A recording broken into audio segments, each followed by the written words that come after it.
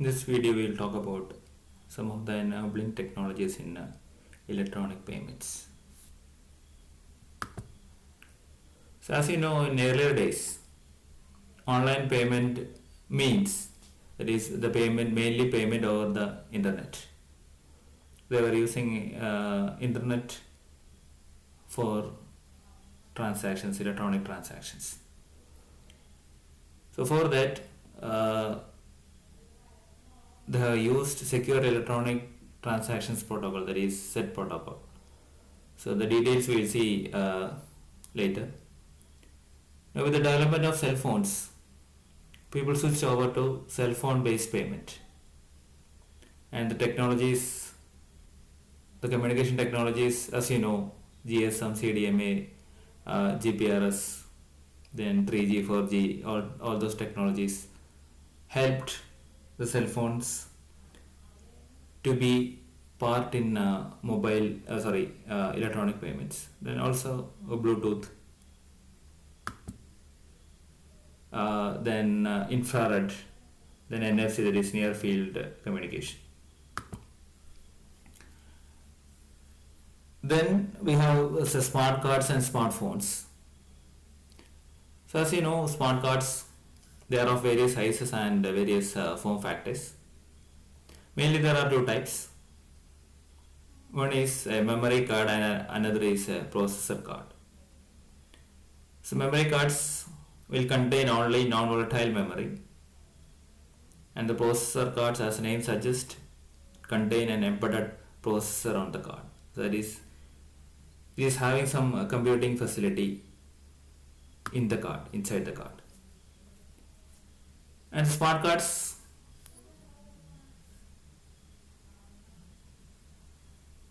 a lot of functionalities are there. So it's not only used in financial transactions or electronic payment, it is used in several other areas also.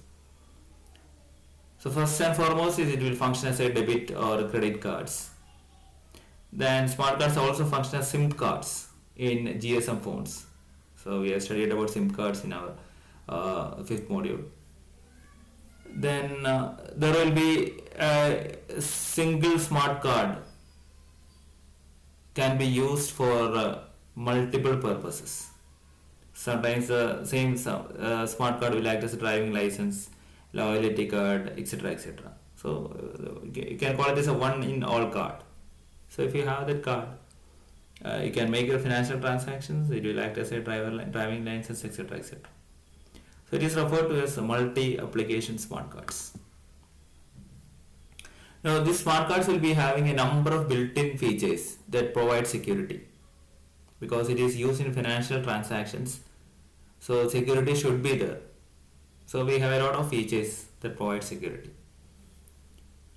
And smart cards are secure repositories for storage of some sensitive information, including secret keys, then private keys, then biometric templates, etc. So normally access to the PIN is through, the access to the smart card is PIN protected. So some 3-digit or 4-digit PIN will be there. So if you want to access a smart card, you will have to key in the PIN. And some of the advanced smart cards will have a cryptographic hardware to compute hashes, generate random numbers, or perform secret key encryption, decryption. So some also support public-private key operations, including your digital signature. Now most of the smart cards have files managed by an on-card operating system. So these operating systems in the smart card will perform other functionalities also. Apart from the file management, it will be performing other functionalities of the OS also. Now some of the best known platforms are Java Card, then Maltos, Windows, and Open SCDP. It's Open Smart Card. So it's actually card. Open Smart Card development platform. So you have to correct it. So it's an Open Smart Card development platform. So earlier applications in the smart card were written in assembly language.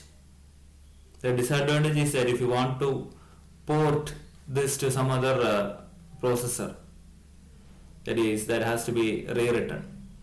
So that was a disadvantage. So nowadays most of the cards use virtual machine. And in virtual machine, applications are developed in high level languages. And it's compiled to an intermediate form. After that, it's downloaded onto the smart card. So in Java, the intermediate form is called the bytecode,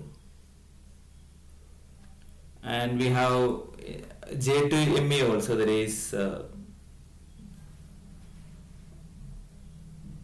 Java Platform Micro Edition, that is J2ME. So some of the smart cards uses J2ME also. So programs developed for J2ME are called midlets. And J2ME provides a very rich set of APIs. And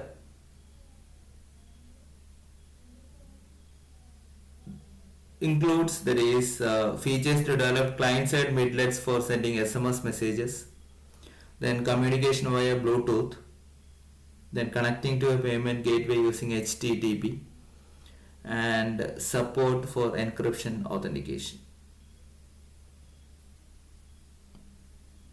So these are some of the APIs, only some of the, I'm just mentioning about some of the APIs that is used in J2ME. And